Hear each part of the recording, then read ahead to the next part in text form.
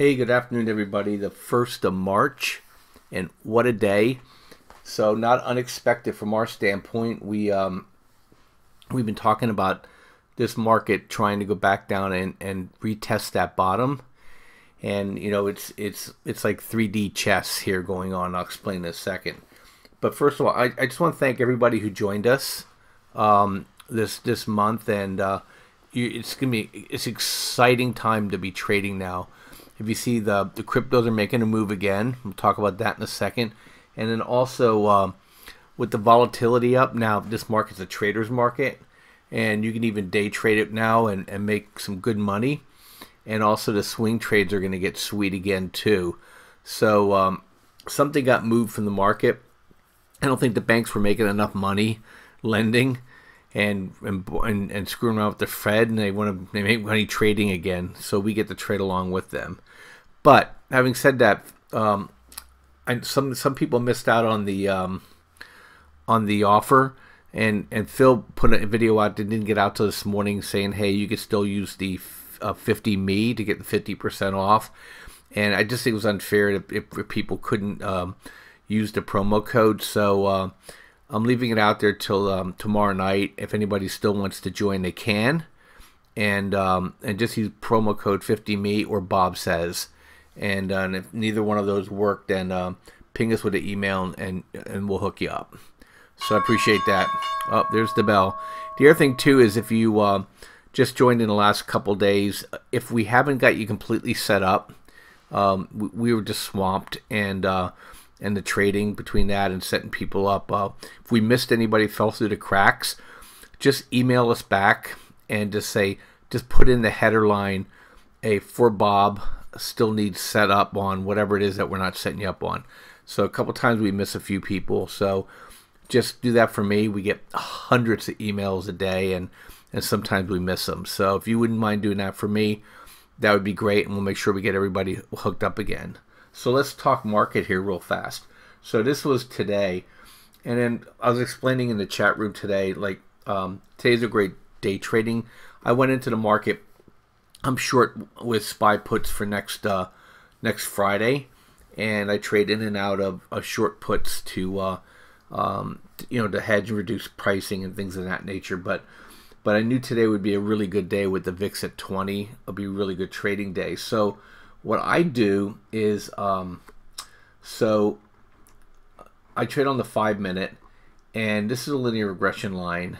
And so for me, if it pokes its head out of the 2 deviations away, comes back in, I'm buying SDS. But what I do is that I'm not greedy. I don't trail it because the market's sometimes a little weird. I'll just set a profit target and then hop off. Wait for it to do it again. Profit target, hop off. Wait to do it again. Profit target. And in this case here, because it broke below the channel line and started coming back up, I actually bought some SSO. Again, because it's counter trend, I even had a shorter profit goal on that. And then when it rolled back over here again, I had a sell signal, took it down to the bottom, and then now we got to 11 o'clock here. And these are important numbers. So 11 o'clock has been kind of the line in the sand in terms of which way the market may trend to the close. And yesterday, if you noticed, the market went from high to low after 11 o'clock. Today it went from low to high. And so I went ahead and I put actually an SSO trade on. I didn't catch quite the bottom. I caught it in here. Chop, chop, chop, chop, chop. I stayed with it. And then when it popped and came out of the channel, I got out. So I was just riding the end of the day, and then it drifted back down and popped again, but I was already done for the day.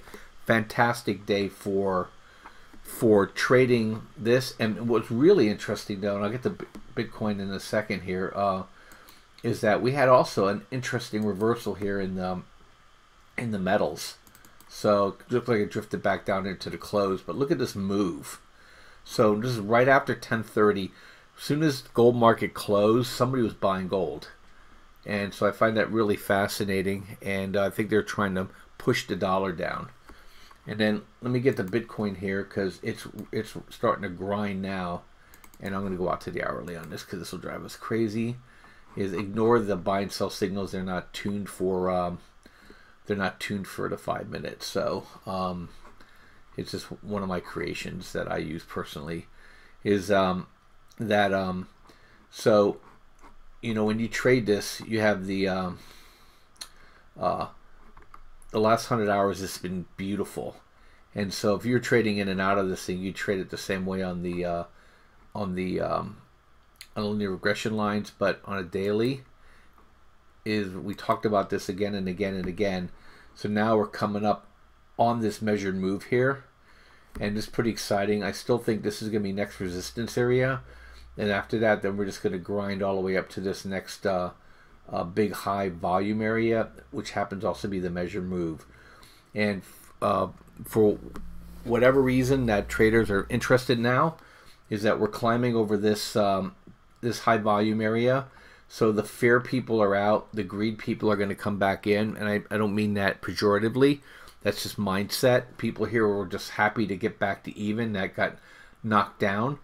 The people here are stronger hands, and they're going to push it up higher.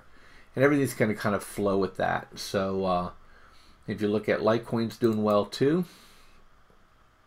And looks like Litecoin's ready to pop again. Phil talked about at least 260.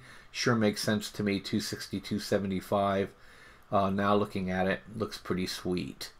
So now I just want to talk about this 3D chess here with the market. So what drives the market's value is that interest rates, PE, currency, and volatility. And so you have, right now, you have a market that's hit what I call resistance area here. It has a PE of 30. You invert that, you take a 1 into 30, and you come up with a percentage. That percentage is anywhere near what the cost of the 10-year interest is. You got resistance in the market. We hit that. So the market can't push up any higher because now risk managers and portfolio managers can now shift from stocks to bonds because, hey, I'm getting paid this 3% yield. I don't need to take the risk in the stock market. And that's kind of what they look at. Number two is that with volatility elevated up to 18, you know, in this case 20 today, is that risk managers have to, they're required to, per their internal compliance departments, they got to reduce risk. Okay, they have these things called Sharpe ratios where they want to grow at a certain rate with less volatility, and so they have to follow those mantras. So now as volatility pushes up, that's another push down on the stock market. Okay, and then you have the currency. And the currency is kind of a multiplier either way. The stronger the dollar is the more stock you can buy with the dollar, meaning that you can see the stock fall. That's why a lot of times when the dollar is strong, you see gold fall. It's not necessarily that gold is falling. It's that the dollar could buy more gold. Same with oil. Same with any commodity, really. So as the dollar goes up, it pushes down the value of the currencies. And I'm doing this from a U.S. perspective. So all these things are conspiring against the market right now. And if you just do your back of the math envelopes here at 3% interest rate and 20 volatility and a dollar north of 90, the stock market is still 70 SPY points. Right now it's screwing around at around 270. It's going down to 190, 180 if all things remain equal. So my expectation is we're going to keep drifting down with these episodic ramps unless interest rates fall and the market gets calmer again through lower volatility and or the dollar falls. So those are the things that you have to kind of keep in mind as we're going here. And we're not the only player in town. So there's other countries with absolutely self-interest that the dollar's too strong, and they'll come into these markets and they'll either buy the stocks or they'll calm the volatility or they'll play a game with us with currency. So anyway, I just want to share that with you. I really appreciate everybody that listens to us, and we're going to get even more, do even more and more videos here over time. Phil's freeing up some time now to do a little bit more in this video front, hopefully in the next week or two, and I'm going to as well. And then also, we have this one right now. I won't be able to see it here. Let me go up to my, I don't have it turned on. So I'm waiting right now for the earnings report on Southwestern Energy. So we still have UNG, Southwestern Energy.